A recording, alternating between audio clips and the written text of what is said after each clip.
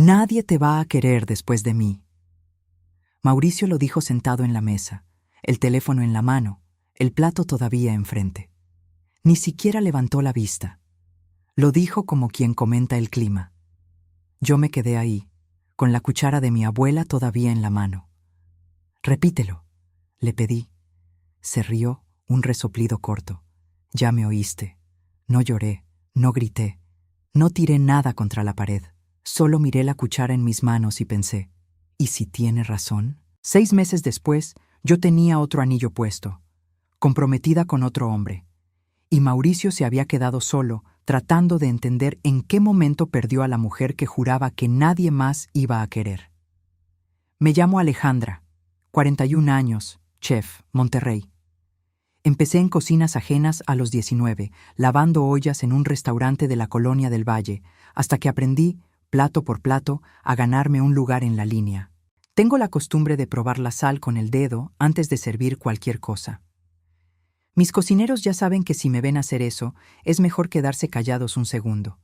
Tengo también la manía de organizar todo con notas de colores en el refrigerador. Rosa para urgente, amarillo para pendiente, verde para resuelto. Un sistema que Mauricio siempre consideró exageración de mujer controladora, pero que, al final, fue exactamente ese tipo de organización lo que me permitió reconstruir todo rápido cuando lo necesité.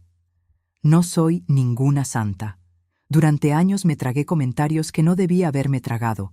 Sonreí en reuniones familiares donde debía haberme parado y dicho basta. Todavía hoy me cuesta un poema pedir ayuda. Prefiero quedarme hasta las 11 de la noche resolviendo un problema de proveedores sola antes que admitir que necesito una mano. Fue un defecto que casi me costó caro más de una vez y que todavía estoy aprendiendo a suavizar. La cuchara es de mi abuela Herminia, madera oscura, gastada en el mango de tanto uso, con una cruz pequeña tallada cerca del cuello. Me la dio el día que abrí mi primer changarro de comida, hace 18 años, y me dijo una frase que llevo conmigo desde entonces. Esta cuchara revuelve la olla, pero nunca revuelve tu dignidad. Eso lo cuidas tú sola. Conocí a Mauricio en una boda de un primo mío, los dos con 27 años, él ingeniero, yo todavía cocinando en changarros ajenos, soñando con tener mi propio lugar. Al principio era atento, me llevaba flores sin motivo, me escuchaba hablar de recetas durante horas sin aburrirse. Nos casamos 2 años después, en una iglesia pequeña de la colonia donde crecí, con mi mamá llorando de la emoción en primera fila. En los primeros años nos repartíamos todo, las cuentas, las dudas, los sueños de crecer el restaurante juntos. Fue después, despacio, sin que yo notara el día exacto en que empezó, que el reparto se volvió desequilibrio. Él se fue haciendo más grande en la casa. Yo me fui haciendo más pequeña, más cuidadosa con el tono de voz, más dispuesta a explicarme por cosas que no necesitaban ninguna explicación. Mi rutina era organizada como receta de banquete. Me levantaba a las 5:30, revisaba pedidos de proveedores antes de que amaneciera, llegaba al restaurante a las 7 para supervisar la mise en place, cocinaba hasta las 10 de la noche. 3 veces por semana, todavía daba clases de repostería en una escuela técnica de la colonia. Mauricio trabajaba en una constructora. Después abrió su propia consultora, con el empujón financiero que siempre venía de mí. La mamá de Mauricio nunca escondió que pensaba que su hijo se había conformado conmigo. En las comidas de domingo en su casa era siempre la misma cantaleta. Comentarios sobre cómo la prima de Mauricio ya tenía casa propia con el esposo pagando todo, sobre cómo yo trabajaba demasiado para ser mujer, sobre cómo a los hombres les gusta llegar a una casa donde todo esté listo. Yo escuchaba callada, ayudaba a lavar los trastes después de la comida, regresaba a la casa con un nudo en el pecho que no sabía nombrar bien. Mauricio nunca me defendió ni una sola vez. Le daba risa, a veces hasta se reía junto con ella. Fue bien despacio que me di cuenta de cómo todo aquello me iba encogiendo. No fue un día. Fueron cientos de días pequeños, cada uno quitándome un pedacito, hasta convertirme en una versión más callada, más cautelosa, más dispuesta a pensar que tal vez el problema era yo. Mi madre se casó a los 19 años, también con un hombre que la hizo sentir chiquita durante casi 2 décadas, hasta que finalmente se separó cuando yo tenía 12 años. Crecí viéndola reconstruir la vida sola, vendiendo tamales los fines de semana para sacarnos adelante a mí y a mi hermano, sin nunca hacerse la víctima delante de nosotros. Tal vez por eso, cuando las señales empezaron a aparecer en mi propio matrimonio, una parte de mí ya sabía reconocer la forma, aunque la otra parte se negara a verla. Recuerdo el día de mi boda con una claridad que ya no tiene sentido, después de todo lo que vino. Mauricio lloró en el altar, sin ninguna vergüenza, delante de toda la familia. Mi abuela Herminia, ya bastante grande, me tomó la mano después de la ceremonia y me dijo bajito: «Espero que nunca se le olvide el tamaño de lo que está ganando». Me reí en ese momento, pensando que era solo cariño de abuela. Hoy entiendo que esa frase no era solo cariño. Era una advertencia, sembrada ahí, esperando el día en que yo la necesitara recordar. Fueron 12 años de matrimonio con Mauricio.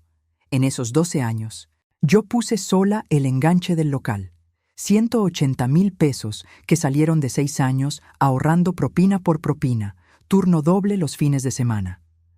Construí una clientela de 340 comensales frecuentes, uno por uno, muchos llegados de boca en boca. Hice un diplomado en alta cocina mexicana, viajando cada 15 días a Ciudad de México, un año entero, mientras Mauricio se quedaba viendo el fútbol sin ofrecerse nunca a cuidar del negocio esos días.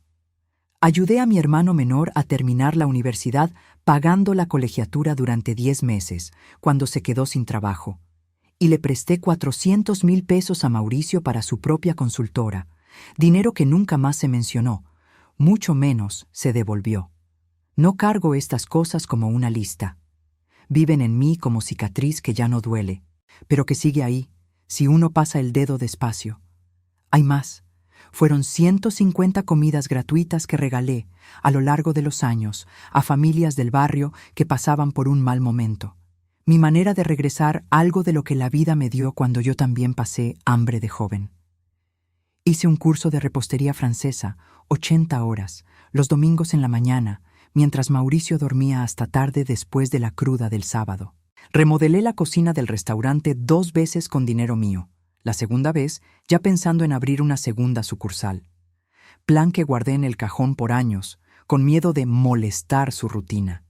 También fui yo quien pagó, sin ayuda de nadie, los 15,000 pesos que costó el tratamiento dental completo de mi hermano Gustavo, un año antes de que él perdiera el trabajo.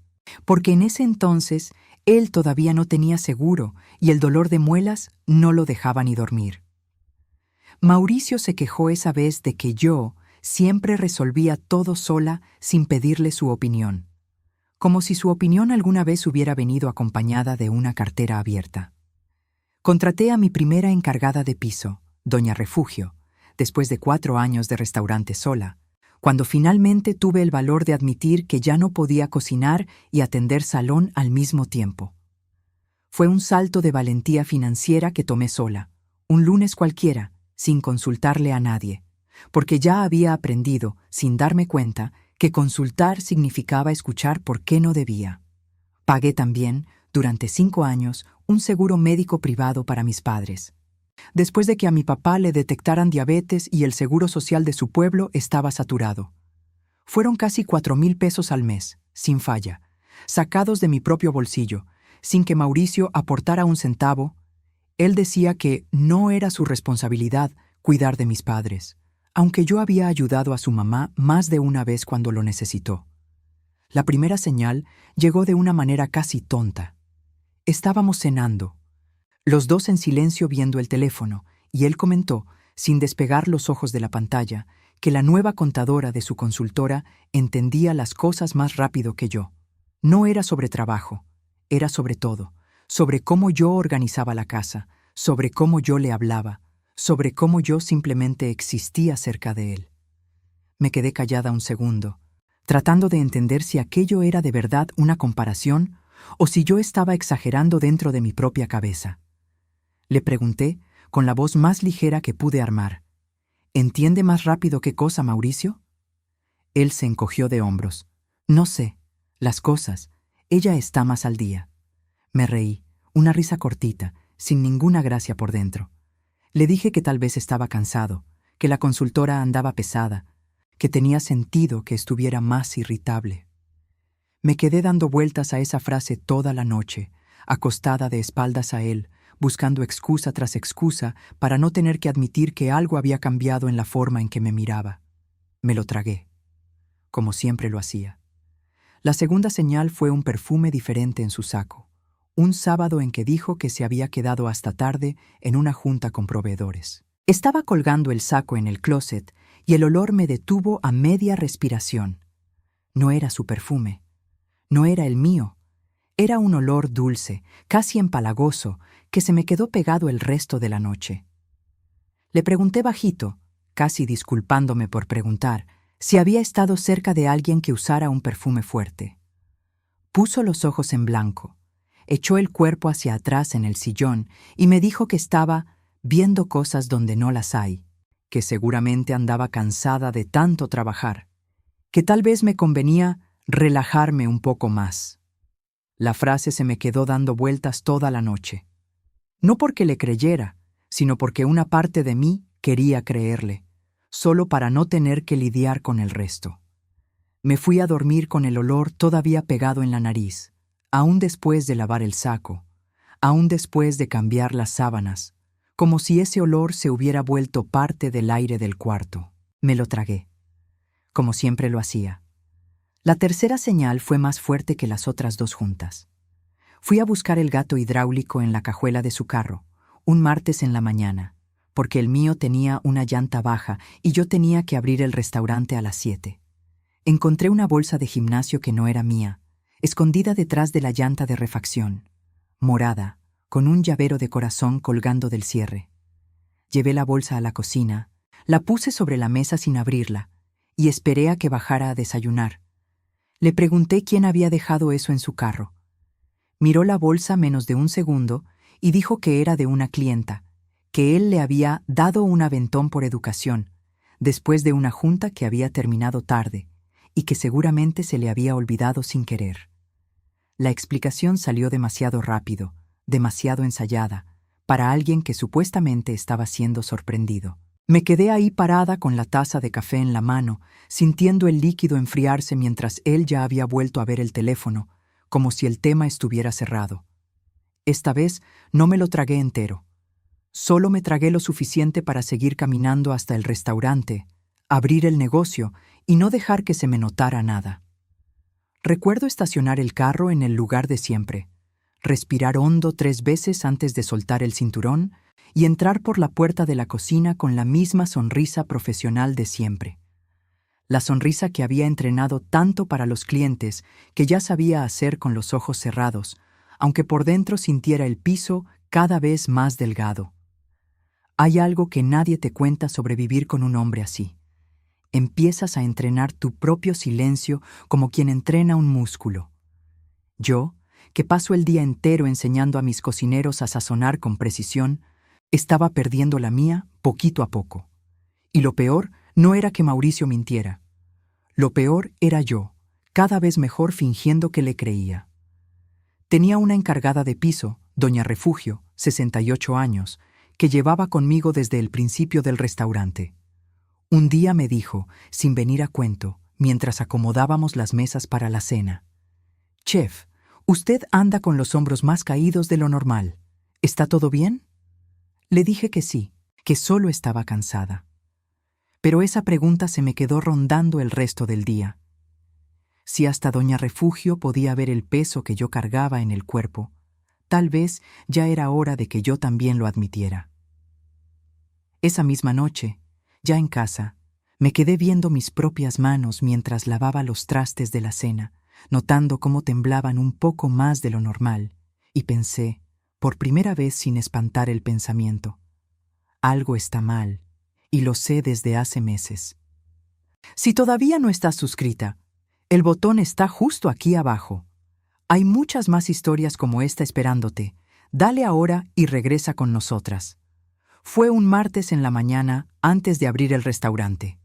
El teléfono de Mauricio vibró sobre la mesa de la cocina mientras él estaba en la regadera. Un mensaje apareció en la pantalla, solo el inicio, sin que yo tuviera que desbloquear nada. Ayer fue increíble. No puedo esperar a verte de nuevo. Amor. La mano derecha se me puso fría primero. Después vino el resto. El pecho apretándose, la garganta secándose. Me puse la mano en el regazo, como si necesitara calentarla antes de seguir existiendo. Miré la cuchara de mi abuela, que estaba sobre la mesa porque la había estado puliendo la noche anterior. La tomé con las dos manos y me quedé viéndola, como buscando en ella una respuesta. No lloré, no grité, cerré el teléfono. No para seguir investigando, solo para no quedarme viendo aquello, y me fui a hacer café. Café de olla, despacio, como lo hacía mi abuela, con canela y piloncillo. El olor llenó toda la cocina antes de que yo tomara cualquier decisión. El sonido del agua hirviendo, el vapor subiendo de la olla, el reloj de la cocina marcando las 7:45 de la mañana. Cada detalle de esa mañana se me quedó grabado con una nitidez que nunca supe explicar bien. Recuerdo hasta la sensación del piso frío bajo mis pies descalzos. Recuerdo el ladrido lejano de un perro en la calle. Recuerdo mi propio reflejo en la ventana de la cocina, borroso por el vapor del café. Mauricio salió de bañarse tarareando una canción, sin la menor idea de que su mundo se acababa de partir a la mitad, aunque solo yo lo supiera todavía. Cuando descubres una traición todavía en pijama, con el café calentándose, hay una sensación rara. El mundo sigue exactamente igual. Los pájaros siguen cantando afuera, y tú eres la única persona que sabe que todo cambió. Supe, esa mañana, que nunca más iba a ser la mujer que fingía no ver. Pero todavía no sabía en qué me iba a convertir. No confronté en el momento. Fui a trabajar normal, abrí el restaurante, atendí la comida completa de ese día, sonreí en el momento justo, probé cada salsa con la misma atención de siempre, y al mismo tiempo sentí que una parte de mí estaba observando todo desde afuera, como si fuera dos personas a la vez.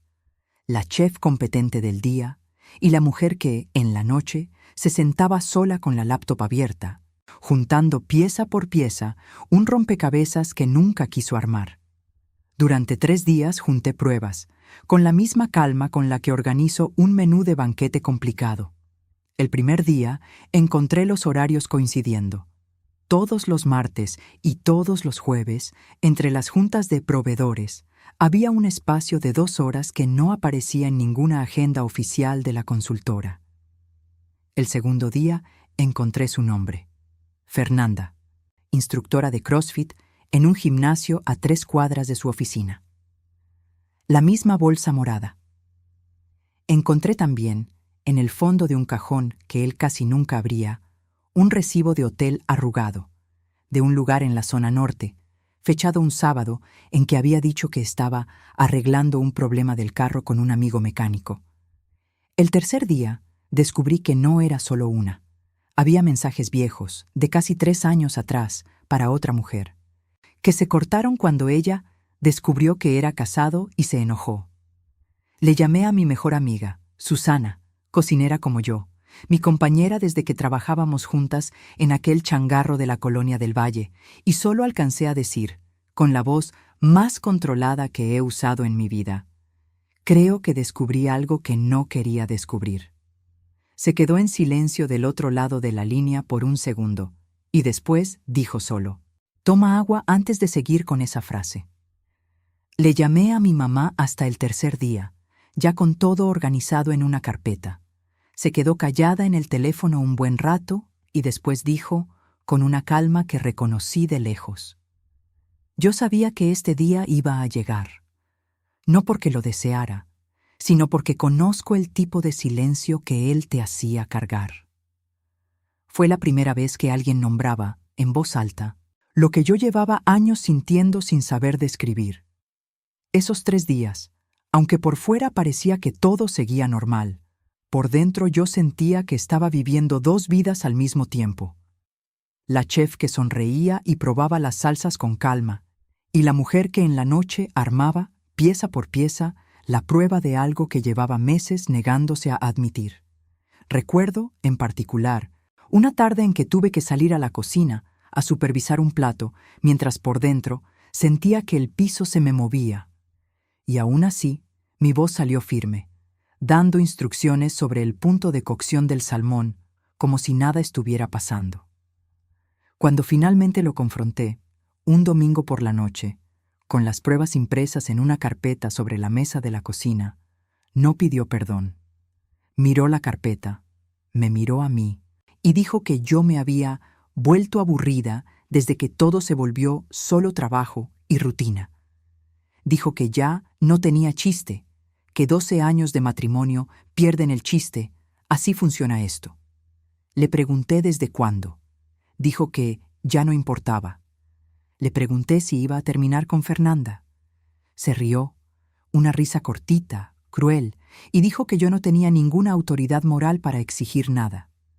Me quedé ahí, de pie, con la carpeta todavía en la mano, sintiendo cada palabra caer como piedra en un pozo que yo ya sabía, desde hacía mucho, que estaba demasiado hondo para seguir fingiendo que era poco profundo. Y fue ahí que dijo la frase que yo no esperaba, viendo el teléfono casi sin pausar la respiración. Nadie te va a querer después de mí, Alejandra. Créeme. Ya no tienes ni edad, ni tiempo, ni paciencia para empezar de nuevo con nadie más. No respondí. Me fui a la cocina. Abrí la llave del agua y me quedé ahí, parada, hasta que ya no pude más. Él vino detrás de mí hasta la cocina, todavía hablando, diciendo que estaba haciendo drama, que toda relación larga tiene tropiezos, que debía pensarlo bien antes de destruir 12 años por una tontería. Enjuagué el mismo vaso 3 veces, sintiendo el agua caliente en la mano, escuchando su voz alejarse cada vez más, mientras yo me iba metiendo cada vez más adentro de mí misma. Cuando por fin cerré la llave, dije solo una frase, sin voltear a verlo. Mañana le hablo a mi hermano para que me ayude a organizar mis cosas. Se rió, una risa incrédula, y dijo, «No vas a aguantar vivir sola, Alejandra». No respondí de nuevo, solo me sequé las manos en el trapo de cocina y me fui a dormir al cuarto de visitas. Por primera vez en 12 años de matrimonio. Me quedé despierta casi toda la noche en ese cuarto de visitas, viendo el techo, ensayando mentalmente cada paso del día siguiente. No lloré, solo hice en la cabeza una lista, la misma claridad que uso para organizar un banquete complicado. Llamarle a mi hermano a las 7 de la mañana, avisarle a doña Refugio que llegaría un poco tarde al restaurante, buscar un abogado antes de que terminara la semana, empezar a ver departamentos el fin de semana siguiente. Me levanté antes de que sonara la alarma, me bañé y bajé a hacer café, el mismo café de olla de siempre, con la misma canela, como si ese gesto repetido fuera lo único de lo que todavía tenía control. Fue ahí, tomando café sola en una cocina que en pocos días dejaría de ser mi casa, que entendí. Ya no estaba esperando que él cambiara. Estaba solo organizando la salida. Y esa diferencia, pequeña en el gesto, enorme en el significado, fue lo que separó a la Alejandra de antes de la Alejandra, que se iba a comprometer con otro hombre 6 meses después. 3 semanas después de la separación, mi vecina, doña Erlinda, 65 años, con quien apenas cruzaba un «buenos días» en el pasillo, tocó mi puerta. No vino con discurso, no vino con consejo. Trajo un tupper de caldo de pollo y dijo solo, «Vi la mudanza saliendo. Me imaginé que hoy no tenía cabeza para cocinar». Me entregó el tupper, sonrió y se regresó a su departamento sin esperar respuesta. Me quedé parada en la puerta con el tupper caliente en las manos por un tiempo que no sé medir. El fin de semana siguiente fue mi hermano menor, Gustavo, el mismo al que le pagué la colegiatura cuando se quedó sin trabajo, quien apareció sin avisar, con una camioneta prestada de un amigo y 3 cajas de cartón vacías en la parte de atrás. No dijo nada sobre Mauricio. Solo preguntó, ¿qué mueble subo primero? Nos llevamos toda la tarde cargando cajas, él quejándose del dolor de espalda, Yo riéndome por primera vez en semanas por su cara cargando el ropero solo, terco, negándose a pedir ayuda. Al final de esa tarde, ya con el departamento nuevo lleno de cajas a medio desempacar, Gustavo se sentó en el piso conmigo, recargado en la pared vacía, y dijo bajito: «Sabes que los 10 meses que me pagaste la colegiatura, cuando me quedé sin trabajo, fueron la razón por la que terminé la carrera. Nunca lo olvidé. Si necesitas cualquier cosa ahora, me toca a mí». No pude responder en el momento. Solo recargué la cabeza en su hombro un instante, ahí en el piso, entre cajas, sin ninguna prisa de levantarme. Doña Erlinda, mi vecina del Tupper, se volvió una presencia constante ese primer año. Cada miércoles en la noche, sin avisar, tocaba mi puerta con algo. A veces caldo, a veces un pastel de elote, a veces solo un café para tomar juntas. Nunca me preguntó nada sobre Mauricio. Un día, casi un año después, le conté sin querer la frase que él me había dicho. Se puso seria, le dio un trago a su café y dijo solo: «Hombre que necesita decir eso, ya perdió antes de que te fueras». No dijo nada más. Volvió a hablar del pastel de elote, como si la conversación nunca hubiera pasado. Y ahí entendí que esa manera suya de no insistir era, en el fondo, un tipo de respeto que yo no conocía hasta entonces. En el restaurante fue doña Refugio, mi encargada de piso desde hacía 7 años, quien primero notó que algo andaba mal, solo de verme llegar un poco más temprano todos los días, aunque no fuera necesario. Un viernes, sin preguntar nada, me dejó una nota en la oficina: «Si necesita reorganizar el horario estas semanas, yo me encargo de reacomodar al personal sin problema. No más, avíseme». Esa nota pequeña, escrita con una letra redonda y cuidadosa, fue una de las primeras pruebas concretas de que yo no estaba tan sola como pensaba. El proceso de separación tardó 5 meses en quedar listo, más rápido de lo que esperaba, ya que no teníamos hijos y los bienes fueron fáciles de dividir, dado que casi todo comprobadamente venía de mi nombre. Firmé los papeles en un juzgado familiar, un miércoles en la mañana, antes de abrir el restaurante. Mauricio firmó rápido, casi con impaciencia, como si aquello fuera solo otro trámite molesto del día. Yo firmé despacio, leyendo cada cláusula, sintiendo el peso de 12 años convertirse en unas cuantas hojas de papel. Al salir del juzgado, no lloré. Fui directo al restaurante, supervisé la mise en place de la comida como todos los días, y solo dejé que el peso de la mañana me alcanzara en la noche, sola, acostada en la cama nueva, viendo el techo de un cuarto que ya no tenía la mitad de las cosas de él regadas por todos lados. 2 semanas después de salir de la casa, Susana me llevó a rastras a un café cerca del centro, insistiendo que necesitaba ver gente que no fuera cliente o pared vacía de departamento. Nos sentamos en una mesita afuera, el aire un poco frío, y ella se quedó nada más escuchándome casi 1 hora, sin interrumpir, sin tratar de arreglar nada. Al final, tomó mi mano sobre la mesa y dijo: «Llevas 12 años cuidando gente en esa cocina. Déjame cuidarte a ti un ratito». Lloré ahí mismo, en la mesa de metal, sin vergüenza de la gente que pasaba por la banqueta, y ella solo se quedó sosteniendo mi mano, sin ninguna prisa de que yo dejara de llorar antes de tiempo. En los meses siguientes, el restaurante se volvió mi puerto. Tenía miedo de que la separación afectara el trabajo, pero fue todo lo contrario. Cada plato que salía perfecto de mi cocina era un recordatorio de que yo sabía, sí, reconstruir cosas quebradas. Solo nunca lo había aplicado en mí misma. Contraté a un segundo chef para dividir la carga, después a un tercero, y en menos de 1 año el restaurante duplicó su tamaño, pasando de 340 comensales frecuentes a más de 700. Doña Refugio, mi encargada de piso desde el principio, me dijo un día, apretándome la mano después del servicio: «Chef, yo la vi llegar aquí una muchachita insegura. Hoy usted es dueña de su propio nombre. No deje que ningún hombre se lo haga olvidar otra vez». Guardé esa frase como quien guarda dinero debajo del colchón, sin mostrársela a nadie, pero sabiendo que ahí había un valor que no se gastaba. Reabrí finalmente el plan que llevaba años guardado en el cajón. La segunda sucursal, en una colonia más grande, con una cocina equipada para banquetes y eventos privados.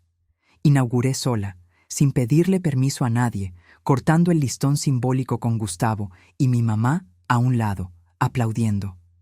Contraté a 2 cocineras recién egresadas para esa sucursal nueva, recordándome a mí misma 20 años atrás, insegura, lavando ollas en changarros ajenos, y me aseguré de pagarles su sueldo puntual, siempre, todos los meses, algo que yo bien sabía el valor de recibir después de años viendo a Mauricio olvidar devolver dinero prestado. En esa época también empecé a dar clases de cocina los sábados por la mañana para mujeres del barrio que querían aprender a generar su propio ingreso, algo que había querido hacer desde hacía años, pero que Mauricio siempre calificó de pérdida de tiempo que no deja dinero. La primera generación fueron 12 mujeres, varias de ellas recién separadas también, y verlas aprender a hacer su propio mole desde cero me devolvía, cada sábado, un pedacito más de mí misma. Un año exacto después de la separación, me senté a hacer el balance del restaurante, como hacía cada mes de aniversario del negocio. Los números me detuvieron un instante.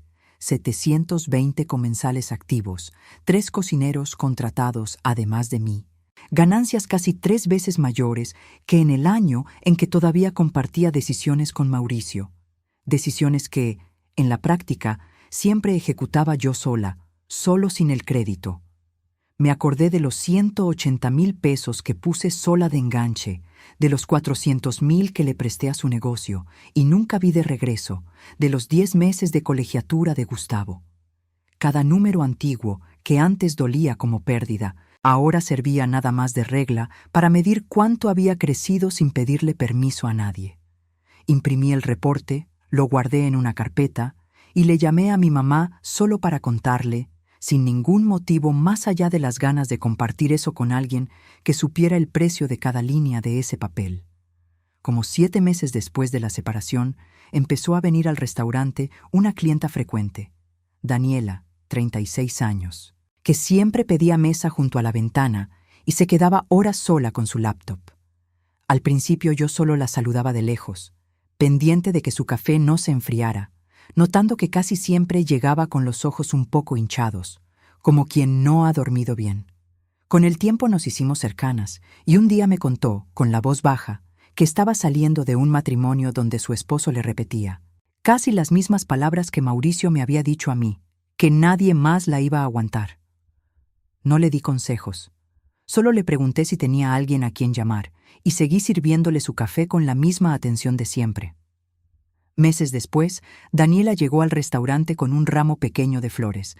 Dijo que se había divorciado, que estaba empezando de nuevo, despacito, y que nunca iba a olvidar a la chef que la trató sin juzgarla ni una sola vez. Guardé ese ramo hasta que se secó por completo, en el librero al lado de la cuchara de mi abuela. 2 objetos pequeños siendo testigos de 2 reconstrucciones distintas en el mismo restaurante. La audiencia espera que, al escuchar "nadie te va a querer después de mí", yo grite, llore, o al menos discuta con él hasta la madrugada. Pero simplemente fui hasta la cómoda del cuarto, donde la cuchara de mi abuela había estado desde la mañana de la revelación. La tomé con las 2 manos, me quedé viéndola un segundo, y la guardé dentro de la bolsa que me iba a llevar. Solo después me quité el anillo y lo dejé sobre la cómoda, junto al cargador del teléfono, casi como si fuera un objeto cualquiera, y dije, entonces lo voy a averiguar yo sola. Sin gritar, sin llorar delante de él. La explosión llegó después, sola, en el coche, en el estacionamiento del supermercado, 3 días más tarde, con el motor apagado. Había ido a comprar cosas para la cocina del departamento nuevo, que todavía ni siquiera había firmado, y en medio del estacionamiento, sin ningún aviso, las manos empezaron a temblarme sobre el volante. Lloré un llanto feo, sin forma, golpeando ligero el volante, repitiendo bajito, aguanté, aguanté, aguanté. No sé si era acusación o consuelo. Me quedé ahí unos 20 minutos. Después me limpié la cara en el espejo retrovisor, entré al supermercado y compré todo lo que necesitaba para la cocina nueva, incluyendo un juego de tazas que elegí yo sola, sin consultarle el gusto a nadie. Hay frases que uno carga como astilla. Nadie te va a querer después de mí. Se me quedó martillando las primeras semanas. En la mañana, lavándome los dientes, en medio de un servicio, en la fila del banco, hasta en sueños, una vez, lo que me hizo despertar de madrugada con el corazón acelerado. Pero poco a poco, la frase fue perdiendo el peso de profecía y se fue convirtiendo en lo que siempre fue, la opinión de un hombre que nunca supo el valor de lo que tenía en casa. Mi mamá, que también pasó por un matrimonio difícil de joven, me dijo algo que guardé. Un hombre que necesita hacerte sentir chiquita para sentirse grande, nada más te está contando, sin querer, su propio tamaño. No me quitó el dolor, pero sí le quitó un poco el peso. Empecé a repetirme esa frase bajito, sola en el coche, cada vez que la voz de Mauricio intentaba regresar a mi cabeza, hasta que, poco a poco, fue la frase de mi mamá la que ganó espacio, y la de él se fue haciendo cada vez más chiquita, más lejana, más irrelevante. Antes de continuar, si esta historia te está tocando, compártela con una amiga que necesita escucharla. Y si quieres seguir siendo acompañada cuando este video termine, el audiolibro Para mujeres que están cansadas de ser fuertes está en el enlace de la descripción. Es una experiencia hecha para escuchar de noche. Un capítulo antes de dormir. 30 capítulos que te van a acompañar de regreso a ti misma. El ebook también está disponible si prefieres leer. Los dos están en el enlace aquí abajo. 5 meses después de la separación, Mauricio apareció en la puerta del restaurante, sin avisar, diciendo que necesitaba hablar. Yo estaba terminando de supervisar la última mesa del servicio, un grupo de 15 personas celebrando un aniversario. Le pedí que esperara afuera. Terminé de atender la mesa con calma. Me despedí de los clientes con un abrazo. Solo después salí. Estaba más flaco, con los ojos hundidos, como alguien que no duerme bien hace semanas. Dijo que estaba arrepentido, que Fernanda se había ido después de descubrir que él hacía lo mismo con otras, que las cosas no tuvieron sentido sin mí. Contó que hasta había buscado un psicólogo, que estaba tratando de entender en qué se equivocó, y que le gustaría, por lo menos, poder hablar de vez en cuando, como amigos. Me quedé viéndolo un segundo, notando cómo el hombre que una vez me hizo sentir tan chiquita, ahora se veía tan pequeño de verdad, parado ahí en la banqueta con las manos en los bolsillos, esperando una respuesta que yo ya no tenía ganas de dar. Lo escuché, viendo el reloj en la pared de la entrada. El mismo reloj redondo que siempre estuvo ahí, marcando el tiempo que él creía que yo ya no tenía. Y respondí, tranquila, sin rabia en la voz. Yo ya no vivo en esa versión de mí que aceptaba esto. Tomé mis llaves y entré de nuevo al restaurante, dejándolo en la banqueta. Fue en el restaurante mismo, 6 semanas después de la separación, que conocí a Ricardo, proveedor de vinos que llegaba cada 15 días a surtir el restaurante, viudo, criando solo a su hija de 9 años desde hacía 2 años. La primera vez que hablamos de verdad, él se puso nervioso, explicando las notas de un vino nuevo. Se equivocó 2 veces en la presentación y se disculpó riéndose de sí mismo. Perdón, desde que soy papá soltero, hasta las cosas fáciles se me complican en la cabeza. Me pareció conmovedor. Un hombre admitiendo vulnerabilidad sin ninguna vergüenza, algo que yo no veía hacía años. Siguió trayendo vino cada 15 días, sin pedir nada a cambio, solo platicando sobre su hija, sobre lo difícil que había sido criarla solo. Un día, su hija Camila preguntó frente a mí, con esa sinceridad que solo tienen los niños, ¿tú eres la novia de mi papá? Ricardo se puso rojo, tartamudeó una respuesta cualquiera, y yo me reí por primera vez en semanas de una manera ligera, sin ningún peso detrás de la risa. Tardé 5 meses en aceptar salir a cenar. Cuando acepté, en un restaurante pequeño cerca del Cerro de la Silla, le conté todo, Mauricio, la frase, los años tragándome explicaciones sin masticar, la bolsa morada, el llavero de corazón. Se quedó en silencio, escuchando hasta el final, y solo dijo: «Gracias por confiarme esto». No trató de arreglarlo. No trató de demostrar que era diferente con discursos. Solo se quedó, en las cenas siguientes, en las llamadas de buenas noches, en la paciencia de esperar a que yo confiara de nuevo en alguien. Una noche, como 2 meses después de empezar a salir, le conté sobre el miedo tonto, pero real, de que algún día él también fuera a pensar que yo ya no tenía chiste. Se puso serio, tomó mi mano sobre la mesa y dijo: «Alejandra, tú no perdiste ningún chiste. Tú solo estabas al lado de alguien que nunca supo ver lo que tenía». No fue discurso de telenovela, lo dijo bajito, viéndome a los ojos, sin ninguna prisa de seguir comiendo. Un día, meses después de estar saliendo, Ricardo por fin me contó sobre su esposa, Alicia, que murió de repente, un accidente, cuando su hija tenía solo 7 años. Contó sobre los primeros meses solo con la niña, sobre el miedo de nunca poder confiar de nuevo en otra persona después de perder a alguien tan de golpe.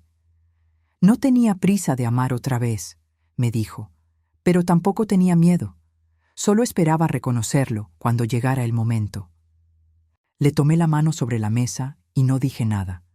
Solo me quedé ahí, sintiendo que los dos, cada quien a su manera, habíamos aprendido a reconstruirnos solos antes de aprender a reconstruirnos en pareja. Tardamos casi 1 año en vivir juntos. En el camino hubo recaídas de miedo. Una noche cancelé una cita sin ninguna explicación, solo porque había soñado con la frase de Mauricio y había despertado sin ánimo de salir de la casa. Ricardo no reclamó, mandó un mensaje: «Sin ninguna prisa, nada más avísame cuando estés bien». Fue eso lo que me hizo confiar de verdad, no la insistencia, sino la ausencia de ella. 8 meses después de la separación, me topé con la mamá de Mauricio en el supermercado. Se acercó, apenada, y dijo que sentía mucho cómo habían terminado las cosas, que siempre me consideró una buena mujer, solo nunca supo decirlo bien. No le pedí explicaciones, solo respondí: «Gracias, señora, espero que esté bien». Y seguí empujando mi carrito, sin ningún peso guardado de ese encuentro. El día que Ricardo me pidió matrimonio, insistió en hacerlo en el restaurante mismo. El restaurante que construí sola, con los 340 comensales que se convirtieron en más de 700 a lo largo de los años. Él sabía lo que ese lugar me había costado, porque yo se lo había contado, poco a poco, cada turno doble, cada domingo de diplomado viajando a la capital, cada peso de los 180,000 que se convirtieron en enganche del local. Y cuando dije que sí, miré la cuchara de mi abuela, que había llevado al restaurante meses antes, colgada en la cocina junto a mis diplomas enmarcados. El diplomado que saqué viajando cada 15 días, el negocio que levanté, el hermano que se graduó de ingeniero por 10 meses de colegiatura que pagué sin quejarme, el tratamiento dental que le costeé sin pensarlo 2 veces. Todo eso no desapareció con Mauricio.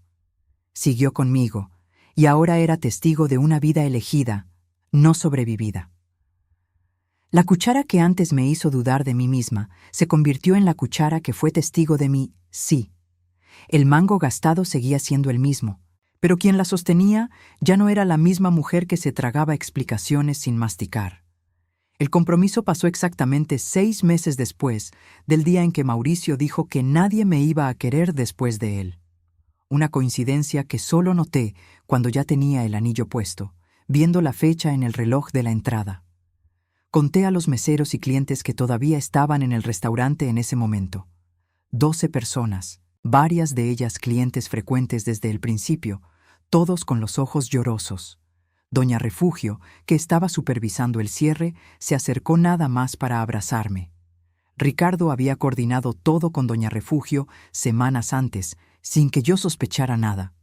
Ella se encargó de atrasar el cierre de esa noche sin levantar sospechas.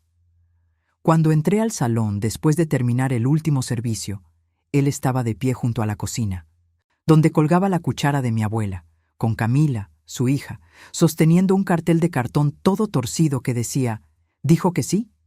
aunque todavía no le había preguntado nada. Todos se rieron, incluida yo, una risa mezclada con lágrimas. Hicimos una fiesta de compromiso pequeña en el patio de la casa de mi mamá, donde había crecido con mi hermano. Mauricio no fue invitado, claro, pero su mamá mandó un mensaje de felicitación sencillo, sin esperar respuesta. Gustavo hizo un brindis emocionado, diciendo que, después de ver a su hermana reconstruir todo sola, se había vuelto mucho más exigente con quién iba a andar. Todos se rieron. Yo lloré un llanto bueno, de esos que uno ni intenta contener. Mi mamá, al final de la fiesta, ya tarde en la noche, se sentó a mi lado en los escalones de atrás y dijo: «A tu abuela le hubiera gustado él». Fue solo eso, pero fue suficiente para hacerme llorar de nuevo, un llanto completamente distinto del que había llorado 6 meses antes en el estacionamiento del supermercado. Nos casamos 1 año y 3 meses después de la propuesta, en una hacienda cerca de Santiago, Nuevo León, con vista a las montañas. A diferencia de la primera boda, esta vez elegí cada detalle pensando solo en lo que de verdad quería, sin imaginar qué se vería bien para las visitas o qué iba a pensar Mauricio de exagerado. Flores silvestres, sin arreglos caros, comida sencilla, cocinada por mí misma la noche anterior junto con mi equipo del restaurante. Un vestido que elegí sola, una tarde de sábado, llorando de la emoción frente al espejo mientras la costurera ajustaba el dobladillo. Mi mamá me llevó hasta el altar improvisado bajo un mezquite viejo de la hacienda. No hubo papá entregando a la hija, porque el mío había fallecido años atrás, y no quise pedírselo a nadie más.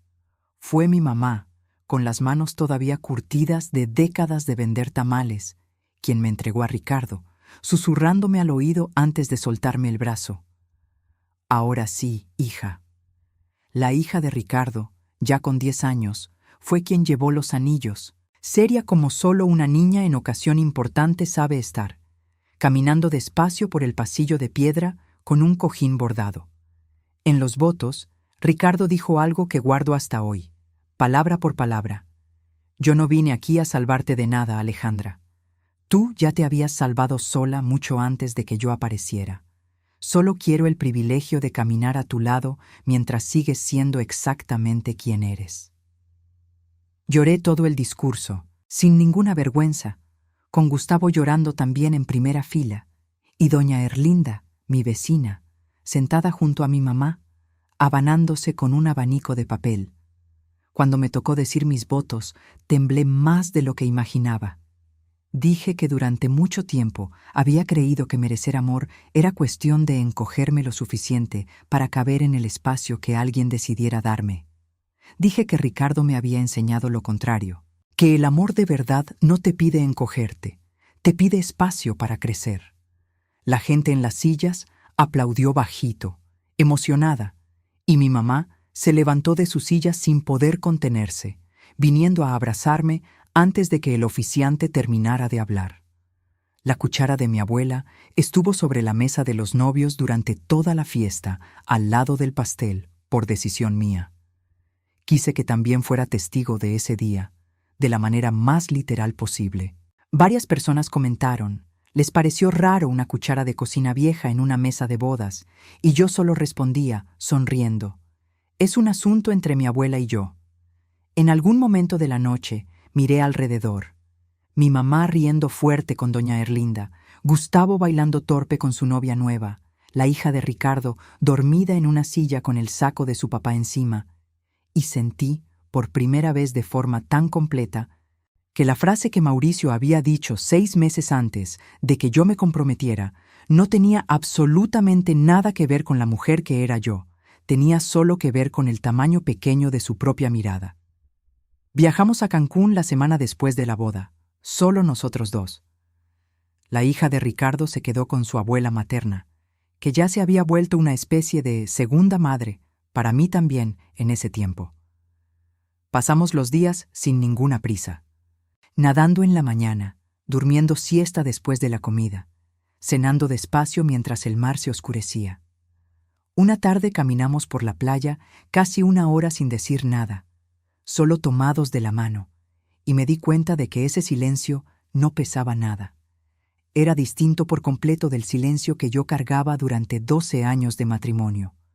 Una de esas noches, sentados en la arena, Ricardo preguntó si todavía pensaba en Mauricio. Le respondí con sinceridad: pienso de vez en cuando, pero no como te imaginas. Pienso más como quien recuerda una enfermedad que ya se curó. Sin dolor, solo memoria. Sonrió. Recargó la cabeza en mi hombro y nos quedamos ahí, quietos, escuchando subir la marea. Hoy, un sábado en la mañana, tomo café despacio en la terraza del departamento nuevo, que es mío, comprado con el dinero de la venta del restaurante viejo y la apertura de la sucursal más grande, con el nombre elegido por mí, sin necesitar la aprobación de nadie. Ricardo está leyendo del otro lado de la mesa, su hija jugando en el patio con un perro que adoptamos hace 3 meses. No hay discurso, no hay euforia, solo el silencio bueno, el que uno elige, no el que uno está obligado a tragarse. De vez en cuando, la niña aparece en la terraza preguntando si puede sacar al perro a caminar por la cuadra, y le digo que sí, viéndola salir corriendo, pensando en cómo una casa puede llenarse de ruido bueno después de tanto silencio malo. Ricardo levanta la vista del libro, sonríe sin decir nada y sigue leyendo. Termino el café, miro la cuchara de mi abuela en el librero y sigo con mi día. A veces pienso en Daniela, aquella clienta que llegó con un matrimonio roto y un secreto guardado, y en cómo hoy me manda mensaje de vez en cuando para contarme cómo va su vida nueva. Pienso también en Doña Refugio, que sigue conmigo, ya con 70 años, todavía repitiéndome que soy dueña de mi propio nombre. Cada una de esas mujeres, de una manera o de otra, me enseñó un pedazo del camino de regreso a mí misma. Si tú también reconstruiste desde cero, cuéntame cuál fue tu primer paso.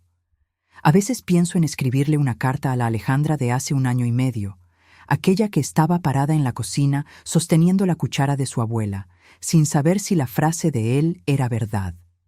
Le diría: no vas solo a sobrevivir a esto. Vas a construir un restaurante más grande. Vas a aprender a organizar tu vida sola. Vas a reírte de nuevo de una manera que ya no se parece a Mauricio. Y vas a decir que sí a un hombre que nunca va a necesitar hacerte sentir chiquita para sentirse grande. La frase que él dijo no era sobre tu futuro, era solo sobre su propio tamaño. Le diría también que va a doler, sobre todo los primeros meses, y que está bien que duela. Que no hay atajo para atravesar esto, solo hay el camino de un día a la vez, de un turno a la vez, hasta que un día el dolor deje de ser lo primero que uno siente al despertar. Pienso también que, si mi abuela Herminia estuviera viva para ver todo esto, seguramente solo me miraría, señalaría la cuchara en el librero y repetiría de nuevo esa frase que decía desde que abrí mi primer changarro. Esta cuchara revuelve la olla, pero nunca revuelve tu dignidad. Eso lo cuidas tú sola. Tardé casi 20 años en entender el tamaño real de esa frase. Hoy, cada vez que paso frente a la cuchara en la sala, sé exactamente quién soy, y ya no es la mujer que se tragaba explicaciones sin masticar. Es la mujer que aprendió, de la manera más difícil posible, que el merecimiento no se pide, se construye ladrillo por ladrillo, turno por turno, y nadie, ni un marido, ni una frase cruel dicha una mañana cualquiera, tiene el poder de quitártelo, a menos que tú se lo entregues en bandeja. Yo no lo entregué, y esa fue, al final, la mayor victoria de todas. Si alguien me preguntara hoy qué le diría a otra mujer viviendo lo que yo viví, le diría: pon atención a tu propio cuerpo antes de necesitar que alguien más te lo señale.